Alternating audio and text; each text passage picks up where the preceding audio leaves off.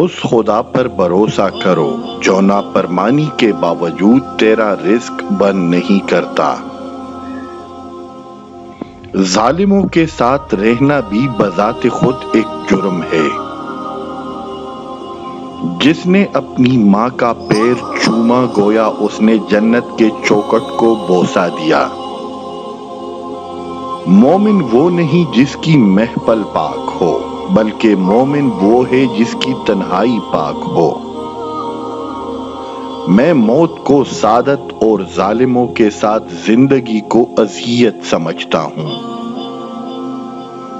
نیک لوگ اپنے انجام سے خوفزدہ نہیں ہوتے۔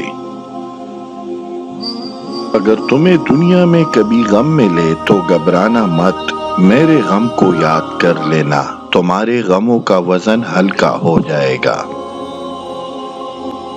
جب تمہاری زندگی میں دو ایسے راستے آ جائیں، جب ظالم تمہیں نظر اٹھانے نہ دے اور دین تمہیں گردن جھکانے نہ دے، تو تیسرا راستہ گردن کٹانے کا راستہ ہے۔ مجھے جنت سے زیادہ نماز عزیز ہے، کیونکہ جنت میری رضا ہے اور نماز میری رب کی رضا ہے۔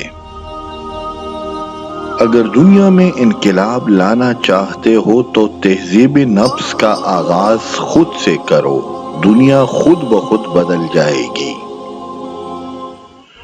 زندگی میں دو قسم کے لوگوں کا بہت خیال رکھو، ایک وہ جس نے تمہاری جیت کے لیے سب کچھ ہارا ہو یعنی تمہارا باپ، اور ایک وہ جس نے تمہارے ہار کو بھی جیت کہا ہو یعنی تمہاری ماں۔